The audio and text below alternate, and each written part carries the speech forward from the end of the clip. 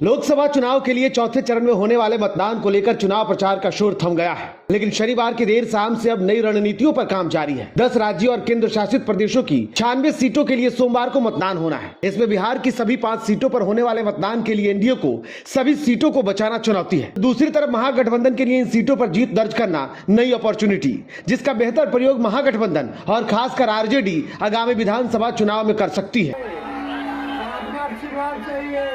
बिहार की इन 5 सीटों में पहली सीट है उजियारपुर की। उजियारपुर में केंद्रीय गृह राज्य मंत्री नित्यानंद राय हैं, जिनके सामने लालू और तेजस्वी यादव के करीबी आलोक मेहता है। बता दें कि उजियारपुर में नित्यानंद राय को लेकर कई जगहों पर विरोध देखने को मिला।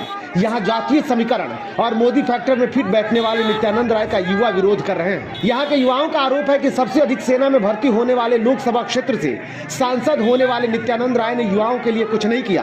और तो और अग्निवीर योजना में जब युवाओं के भविष्य का फैसला किया जा रहा था, तब मंत्री महोदय ने कुछ बोला भी नहीं। चौथे चरण में समस्तीपुर लोकसभा सीट पर भी मतदान होना है। इस सीट पर लोजपा रामविलास के राष्ट्रीय अध्यक्ष चिराग पासवान, नीतीश सरकार के 2 मंत्री अशोक चौधरी और महेश्वर हजारी के साथ ही एनडीए के नेताओं की भी अग्नि परीक्षा है। दरअसल समस्तीपुर लोकसभा का सीट एनडीए गठबंधन में चिराग पासवान की पार्टी के खाते में गया है।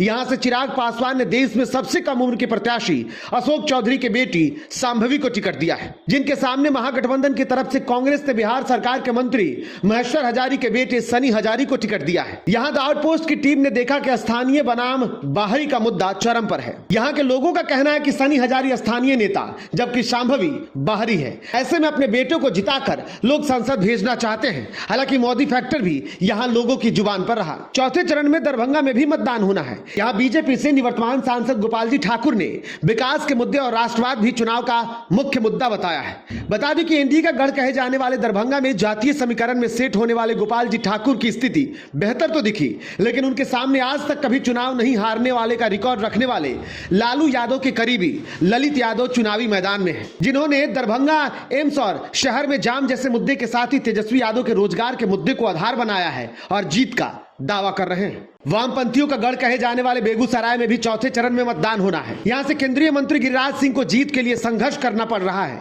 अपने बयानों के लिए चर्चा में रहने वाले गिरिराज सिंह को आज अपना ही बयान अपने क्षेत्र में जंजाल बना हुआ है। इतना ही नहीं, गिरिराज सिंह को अपनी पार्टी के कार्यकर्ताओं की नाराजगी का भी सामना करना पड़ रहा है। तो दूसरी तरफ समीकरण भी इस बार गिरिराज सिंह के पक्ष में नहीं है। यहाँ से भाजपा के अवधेश कुमार राय चुनावी मैदान में है।